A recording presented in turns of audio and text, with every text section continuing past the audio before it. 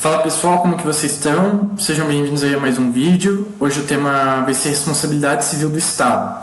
Eu já vou adiantar que eu dividi esse tema em 3 vídeos. Nesse primeiro a gente vai ver uma parte mais introdutória, teórica dos elementos. Tem alguns detalhes muito importantes, então não ignorem.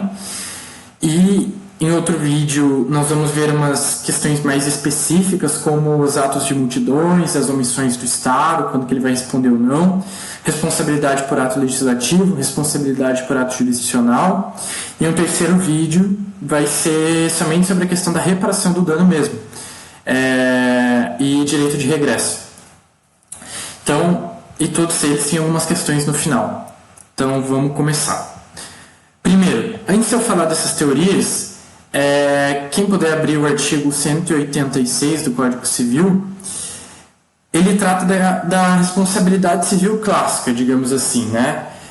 Diz que aquele que causar um dano a outrem por uma ação voluntária, por negligência, por imprudência, tem que indenizar. Mas a questão que se tem nesse artigo é a previsão da culpa. Aquele que com culpa causar dano a outrem tem que indenizar. E essa já seria basicamente a principal diferença da responsabilidade civil do direito privado, digamos assim, para essa responsabilidade civil que a administração pública teria com a coletividade. Que é a inexistência de culpa, né? Não se depende da comprovação da culpa do agente público ou até da identificação desse agente público para que o particular que sofreu um dano receba uma indenização da administração. Mas como que essa concepção que nós temos hoje foi sendo construída ao longo do tempo?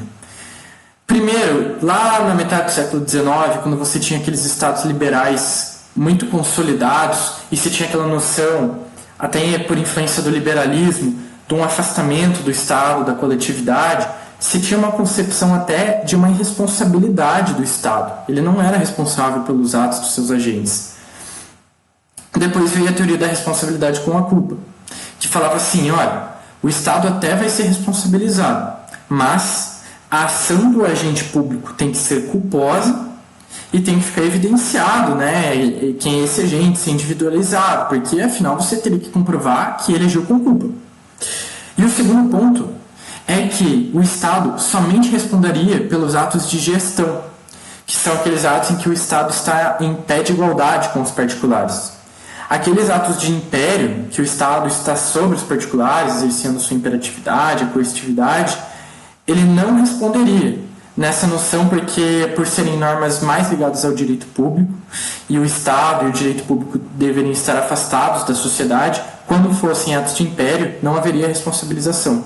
Atos de gestão haveria por meio do regime de direito privado, mas tendo essa necessidade de identificar uma conduta culposa do agente responsável pelo ato danoso. Depois veio a teoria da culpa administrativa. Ela deriva da doutrina do Paul Dues, que é um jurista francês, e ela dizia basicamente que, olha, o lesado não precisa identificar o agente estatal causador do dano, já mudando um pouco essa concepção da teoria da responsabilidade com culpa. Mas ele ainda precisa comprovar o mau funcionamento do serviço público. Esse provar o mau funcionamento do serviço público seria o provar a culpa da administração. E desse mau funcionamento poderia ser até pela inexistência de um serviço, pelo mau funcionamento ou pelo retardamento de um serviço público. Então ainda tinha essa questão, olha, particular, você vai ter que dar um jeito de provar que a gente errou em alguma coisa. Tá? Ainda tinha esse ônus assim, sobre particular de provar que a administração pública errou de alguma forma para causar determinado dano. E aí sim, a gente entra na teoria da responsabilidade objetiva e da teoria do risco administrativo.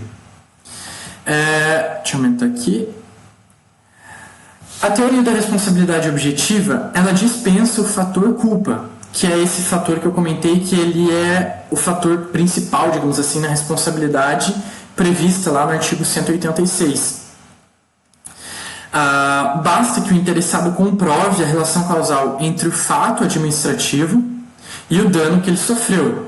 Então, um exemplo bobo, assim, é aquele que você está passando na frente de uma prefeitura e tem lá um cara limpando ela e cai um pote de tinta na tua cabeça. Você evidencia, demonstra que sofreu um dano, né? Um documento médico, não sei, e que esse dano foi ocasionado em razão de um pote de tinta que caiu quando você passava em frente à prefeitura. Então foi alguém contratado pela prefeitura para realizar a manutenção que causou um dano a você. Portanto, é um dano causado pela administração pública. Não precisa verificar se o funcionário ali no momento ele agiu com algum tipo de negligência ou não, isso não importa. Você vai direto no Estado e fala, olha, vocês me causaram dano, não estou nem aí quem foi o agente, não estou nem aí se ele tomou as medidas e as cautelas necessárias, mas eu não fiz nada e ele sofreu um dano, então vocês têm que me indenizar. E é nesse sentido que vem a teoria do risco administrativo. O risco administrativo é um fundamento da teoria da responsabilidade objetiva, que também se fundamenta aí por questões de ordem pública, ordem jurídica. A teoria do risco administrativo basicamente diz, olha, o Estado acaba puxando muitas competências e deveres para ele, é responsável por muita coisa e não tem como a gente deixar que tantas competências, assim, tantos deveres do Estado acabem, caso ocasionem um dano a um particular, ficando praticamente protegidos de uma eventual responsabilização, jogando todo esse tamanho do Estado nas costas do particular. Não, a partir do momento que você assumiu tanta responsabilidade, que você é responsável por tantas coisas, por tantas funções, por tantos serviços, você tem que assumir o risco disso. Se relaciona um pouco aí, para quem gosta de direito civil, com a teoria do risco da empresa, né, se não me engano, que é aquilo, a partir do momento que você está exercendo uma atividade de risco, você é responsável pelos danos que os seus empregados sofrerem. E ainda que você tenha tomado as cautelas necessárias ali dentro do ambiente de trabalho, por ser uma atividade de risco, você vai ter que acabar indenizando, de certa forma, o empregado que sofreu um dano. Então é meio parecido nesse sentido. Daí eu coloquei ali, o Estado somente não vai responder no caso de participação total do lesado no dano. E essa é a principal diferença da teoria do risco integral. A teoria do risco integral, ela diz basicamente assim, olha, eu não estou nem aí para como que aconteceu esse dano, não me importo se o particular se atirou em cima de uma viatura, enfim, vocês vão ter que indenizar. Não é essa teoria que a gente tem. Caso o particular acabe tendo uma influência direta no dano, seja responsabilidade exclusiva sua, eu coloquei um exemplo, mas já vou adiantar, teve um caso no Rio, se não me engano, que um cara estava embriagado, ele pulou a cerca de proteção de uma ferrovia, foi atravessar os trilhos do trem e morreu atropelado. Se entendeu que a concessionária lá desse serviço público, a gente vai ver melhor isso depois, não tinha o dever de indenizar, porque foi responsabilidade exclusiva dele. Mesma coisa se alguém se atirar na frente de uma viatura policial. Aí o Estado não vai responder. As exceções do risco integral, elas estão ligadas ao exercício de atividades nucleares por parte do Estado ou também a danos ambientais. A dos danos nucleares, salvo engano, está no artigo 21, inciso 22, a linha D da Constituição Federal, que diz que a responsabilização pelos danos causados pela atividade nuclear independem da demonstração de culpa. Então está dizendo assim, olha, não importa se eventualmente se demonstrar que não teve culpa ou não, é um nexo direto com o Estado, qualquer dano causado por atividade nuclear, você sempre vai ter responsabilidade pela indenização aos danos causados sobre essa atividade. Bom, agora entrando mais na parte concreta, sim, da responsabilidade civil do Estado. Quais são as previsões legais, os fundamentos jurídicos dessas coisas que eu estava comentando com vocês? Primeiro, Código Civil, artigo 43, quando ele fala das pessoas jurídicas de direito público interno, são os estados, a União, o Distrito Federal, os municípios, as autarquias, elas serão civilmente responsáveis por atos dos seus agentes que nessa qualidade causem danos a terceiros. ressalvado o direito regressivo contra os causadores do dano, se houver por parte desse desculpa ou dolo. E daí, no mesmo sentido, vem o artigo 37, parágrafo 6º da Constituição, que diz que as pessoas jurídicas de direito público e as de direito privado, prestadores de serviço público, responderão pelos danos de seus agentes, nessa qualidade, causarem a terceiros, assegurar o direito de regresso contra o responsável nos casos de dolo ou culpa. Mas basicamente isso é a mesma coisa. Então vamos agora fazer uma análise específica do que principalmente o artigo 37, parágrafo 6 está dizendo. Vamos passo a passo. Primeiro, quem são essas pessoas responsáveis? Quem são essas pessoas jurídicas de direito público, de direito privado, prestadoras de serviço público? Pessoa jurídica de direito público, né? São, como eu já disse, União, Estado, Distrito Federal, município e as autarquias, ou as fundações públicas de direito público, que acabam sendo uma espécie de autarquias. Elas vão responder diretamente pelos atos que os seus agentes causarem a terceiros. E quem são as pessoas jurídicas de direito privado, prestadoras de serviço público? Aqui lembrem das concessionárias. O exemplo mais clássico que tem são as empresas que acabam assumindo o transporte público municipal. É um serviço público que está sendo prestado por uma empresa, por uma pessoa jurídica de direito privado, por uma pessoa de direito privado. Mas, a partir do momento que essas concessionárias, né, essas pessoas recebem a delegação do Estado, o Estado está falando, olha, eu vou delegar para vocês, então vocês estão com a prestação do serviço na mão de vocês. Ou seja, tem que assumir a responsabilidade. Senão nem teria muito sentido também o Estado ir delegando atividades e serviços, seja para a administração indireta ou para a iniciativa privada, se ele ainda tivesse que arcar com todo o ônus de quando tinha a titularidade plena, digamos assim, desses serviços, da prestação desses serviços. Um ponto que o José Carvalho Filho coloca no livro dele que é legal e às vezes pode confundir, é que assim, por vezes vocês vão identificar pessoas exercendo funções que aparentam ser de um serviço público, mas isso não significa que elas estão sujeitas a esse regime aqui de responsabilidade civil. Um exemplo bom são as fundações privadas. Elas estão prestando serviços públicos, só que elas não têm esse elo de ligação, essa conexão com a administração pública, como possuem as concessionárias, que passaram por um procedimento licitatório para conseguir receber a delegação da atividade pública, do serviço público. Então, aquelas pessoas que estão exercendo serviços públicos, mas que não têm esse elo de ligação, continuam tendo a responsabilização civil pelas normas básicas do direito privado. Daí, quando ele fala aqui em agentes nessa qualidade, tanto o artigo 43 do Código Civil quanto o livro dispositivo da Constituição, o que seriam os agentes nessa qualidade? São os agentes que estão no exercício da função normal, ali no expediente de ofício, digamos assim, ou aqueles que, por mais que não estejam no regular exercício das suas funções, estejam agindo a pretexto de exercê-las. Que no caso, como eles estão agindo a pretexto de exercer essa função pública, elas ainda estão fazendo com que a resposta, a atividade delas seja uma resposta do Estado.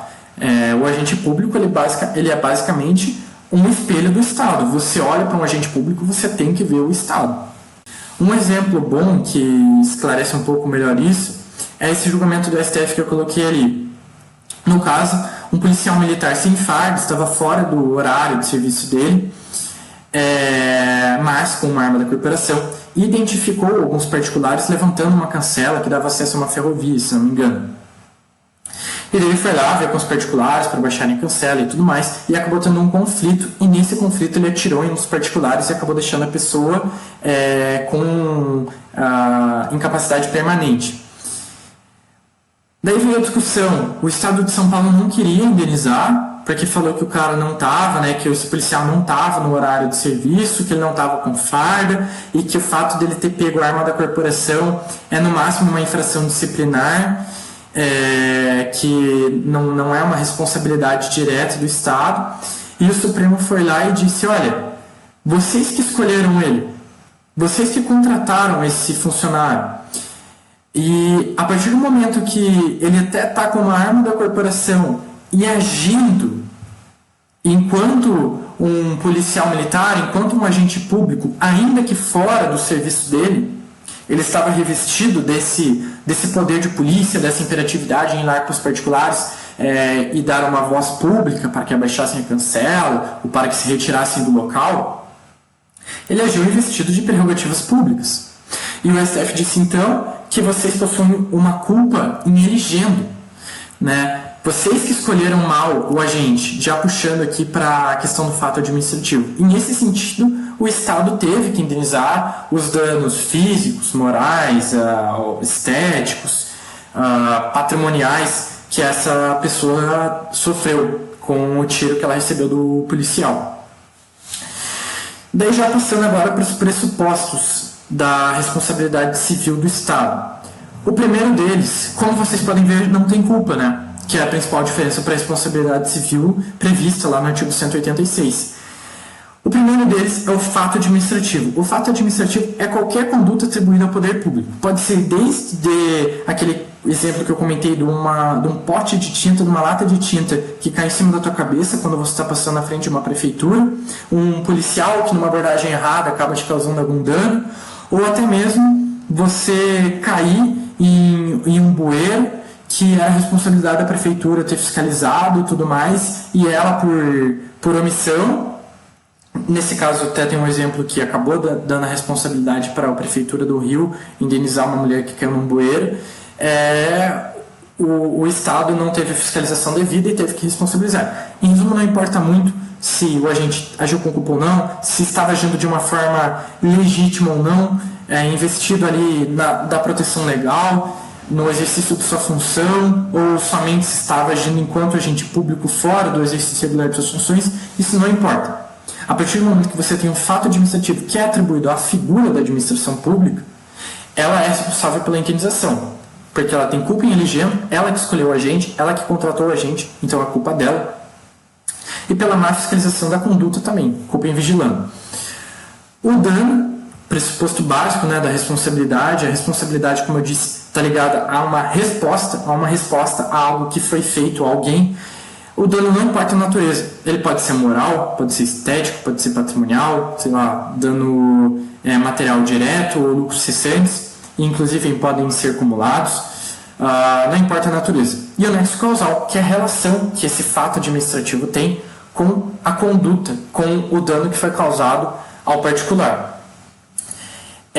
Um exemplo bom que eu coloquei, que deixa claro, até puxando lá a questão da teoria do risco integral, teve esse caso no Rio que teve um deslizamento de uma encosta, e ele foi causado porque os particulares ficavam escavando aquela coisa lá de deslizamento para a galera colocar casa e tudo mais, resolvendo uma situação mais humilde.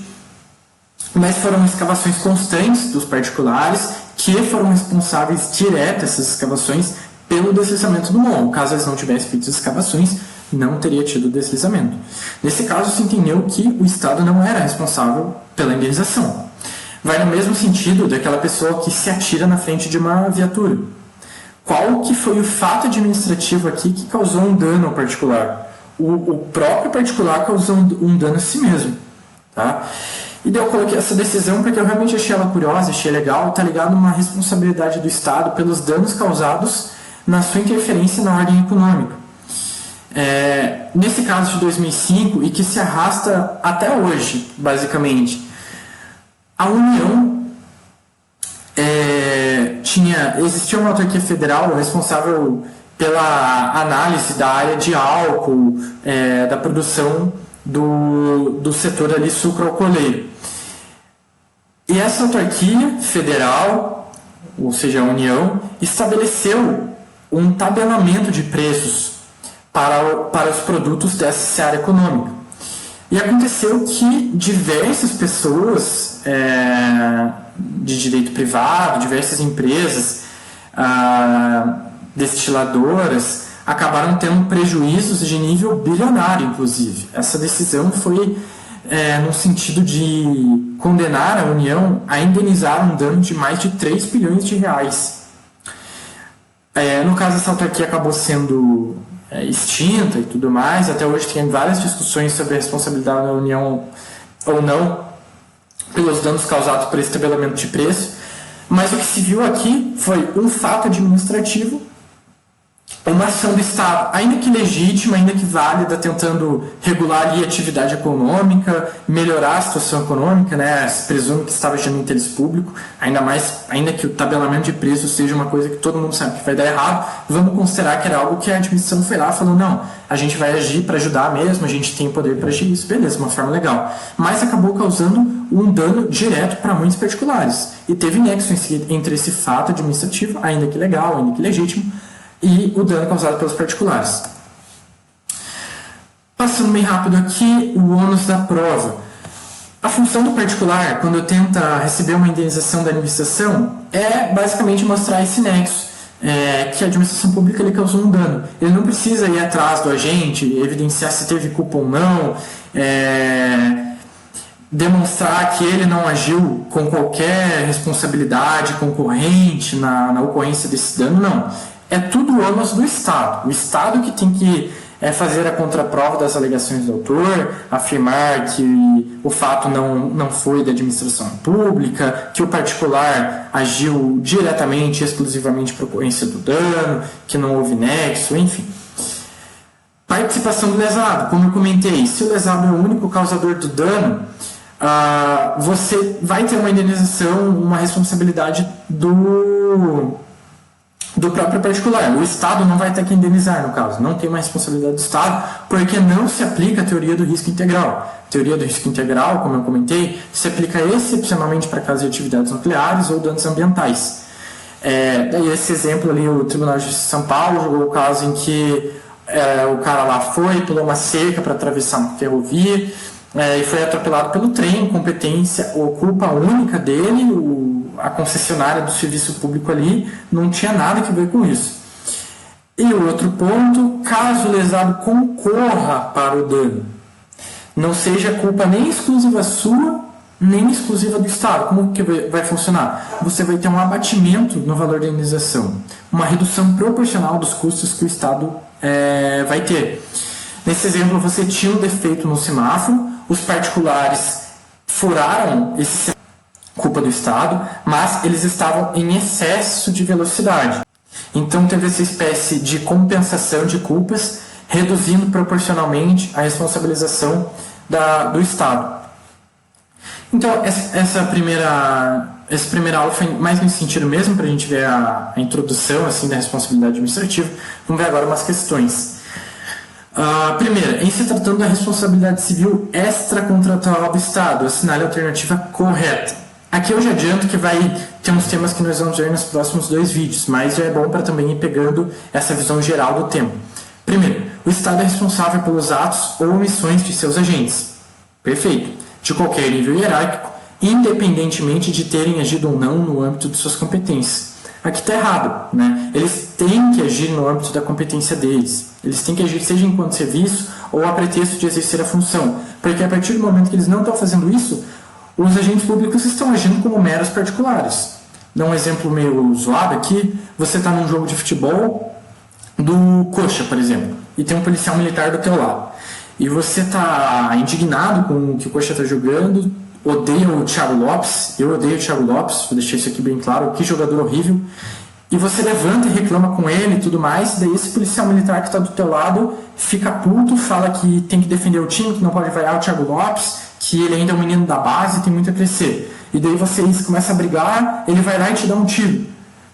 O que tem a ver enquanto função da polícia militar ali? Ele não agiu a pretexto de nada, ele vai responder normal enquanto um particular.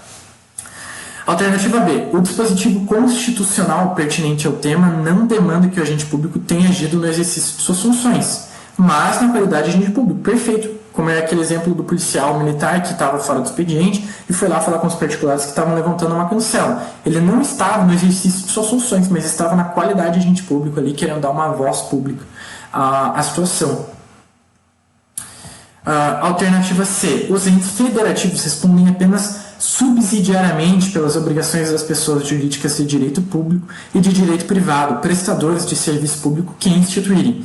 Aqui eu vou ser bem honesto com vocês. O livro que eu uso para a questão colocou que essa questão era falsa corretamente, alegando que não é só as que instituírem, que os entes federativos instituírem, mas autorizarem a instituição, falando que tem empresa pública, sociedade de economia mista, a fundação, que ela autoriza a instituição. Mas, sendo honesto, eu não acho que é nesse sentido que a questão estava, porque ali, os entes federativos, União, Estado, Município, Distrito Federal, respondem apenas subsidiariamente pelas obrigações das pessoas jurídicas de direito público. Ué, eles mesmos não são pessoas de direito público, então se os agentes que eles causarem, que os agentes que eles possuem ali causarem um dano, eles só vão responder subsidiariamente, não tem sentido, entendeu? Eles respondem diretamente pelos danos que eles, enquanto pessoas jurídicas de direito público, causarem. E as de direito privado, prestadoras de serviço público. Daí, nesse sentido, estava certo, o Estado vai responder subsidiariamente pela responsabilidade das concessionárias, por exemplo. Concessionária está insolvente, não tem como pagar o particular, daí responsabilidade subsidiária do Estado. Que é aquela noção, olha, a gente está delegando atividade, a gente está querendo se livrar dessa responsabilidade. Então, se tiver algum dano, você que vai responder primariamente. Alternativa D, a responsabilidade imputável às pessoas jurídicas de direito privado, prestadoras de serviços públicos, será objetiva como regra. Vamos lá. Responsabilidade imputável a pessoas de direito privado, prestadores de serviço público, será objetiva como regra. Aqui está certo, porque, lembrando, está no mesmo regime lá do artigo 37, parágrafo 6º. Elas vão responder pelos danos que seus agentes causarem, assim como os entes federativos também vão. E apenas convertir em modalidade subjetiva se alcançar danos aos terceiros não usuários do serviço contemplado. Aqui está errado. Primeiro porque o próprio artigo 37, parágrafo 6º, e também o dispositivo do Código Civil falam que os danos causados a terceiros. Não tem essa dicotomia, essa diferença entre usuário e terceiro. Não entendi direito, o que é usuário e o que é terceiro? Você está dentro do ônibus. Você é um usuário. Você é um ciclista que estava passando na frente e foi atropelado. Você é um terceiro, nesse sentido, entendeu? O usuário está ali usufruindo diretamente daquele serviço público. Um terceiro que foi afetado por essa prestação. Não tem essa diferença. A administração vai ser também não só responsável pelas pessoas ali que sofrerem um dano por uma condução imprudente do motorista e pelas pessoas que estavam dentro e acabaram se machucando, mas também por um ciclista ou por um civil que estava na rua e foi atropelado por culpa dele. Tá? Então não tem essa diferença entre terceiro e usuário. Última alternativa, prevalece na jurisprudência do STF um entendimento segundo o qual haverá de se considerar ao lesado a possibilidade de ajuizar diretamente contra o Estado, contra o agente causador do dano ou contra ambos. O STF tem um entendimento diferente do STJ nesse caso. O STF defende que você ajuize diretamente contra o Estado. E aqui vai numa dupla garantia. Tanto a você, particular, porque é muito mais fácil você só ajuizar contra o Estado e receber indenização, o Estado sempre vai ser solvente, quanto ao próprio agente causador do dano. Porque pode, para o agente responder diretamente com o patrimônio dele, tem que se averiguar a existência da culpa, se ele agiu com dolo ou culpa. Então já teria esse problema processual em você estar com o Estado e agente, ou só agente. Entraria numa análise de mérito totalmente desnecessária, que ia prejudicar a própria celeridade, o próprio recebimento da indenização do particular. E a diferença que você tem é que o STJ entende que você pode ajuizar diretamente contra o particular, contra o agente que causou o dano. Mas vamos nos ater ao entendimento do STF, porque é o STF. Última questão para esse vídeo.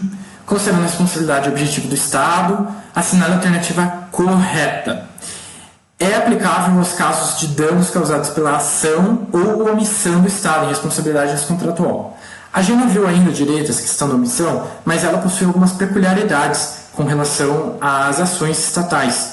O Estado vai responder objetivamente sobre aquelas omissões em que ele realmente deveria ter feito alguma coisa, as chamadas omissões específicas. O exemplo que eu citei aqui da mulher que caiu no bueiro era uma omissão absurda da Prefeitura do Rio não ter feito a manutenção devida dos bueiros, uma atividade, uma questão ali totalmente perigosa e tudo mais. Mas não é qualquer omissão, não é qualquer não fazer do Estado que vai lhe atribuir a responsabilidade. Mas a gente vai ver isso melhor em outro vídeo. Alternativa B. Atinge os atos praticados pelo agente público dentro e fora de suas funções. Não. Ele pode estar no exercício de suas funções ou a pretexto de exercê-las, mas quando você fala em fora de suas funções, já remete àquela questão do exercício dele a atuação dele enquanto um particular. E nesse sentido, vai responder como um civil comum, um civil qualquer. Alternativa C. É atenuada pela ocorrência de caso fortuito, força maior ou se caracterizada culpa exclusiva da vítima. O que está errado aqui é o termo atenuado. Se você tem culpa exclusiva, força maior, o Estado não tem qualquer responsabilidade. Lembrem que não se aplica a teoria do risco integral.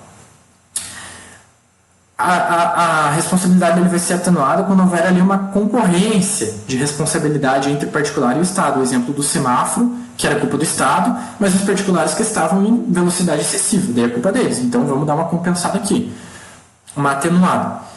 Alternativa D. As pessoas jurídicas de direito público responderão pelos danos que seus agentes, nessa qualidade, causarem a terceiros, assegurando direito de regresso contra o responsável nos casos de dolo ou culpa. Está basicamente dizendo o que a Constituição diz, então nem vou comentar isso. Alternativa E. Não se aplica às pessoas jurídicas de direito privado prestadoras de serviço público, como fundações governamentais de direito privado. Não, totalmente errada essa questão. Aquelas pessoas de direito privado prestadoras de serviço público vão responder pelos danos que seus agentes causarem nos mesmos termos do artigo 37, parágrafo 6º. O que não vai ter uma responsabilização no mesmo sentido são aquelas pessoas da iniciativa privada ou como as fundações privadas que não possuem um elo de ligação com a atividade, com o serviço público que o Estado delegou a elas. Se elas simplesmente estão exercendo um serviço público sem delegação, sem ligação com a administração pública, não se aplica o artigo 37, parágrafo 6º. Essa primeira aula foi nesse sentido, mais introdutória, já para adiantar alguns pontos que nós vamos ver. E vão ter mais 2 videozinhos curtos sobre o tema. É um tema muito importante, cai muito em prova, é essencial até para uma questão mais pragmática mesmo, da prática jurídica e de você também conseguir visualizar quando o Estado vai responder ou não por algo que você tenha sofrido. Então, espero vocês aí nos próximos 2 vídeos. Espero que tenham gostado. Qualquer dúvida ou sugestão, deixem aí nos comentários. E se curtirem, deixem o like. Momento blogueiro aqui, só para encerrar. Valeu!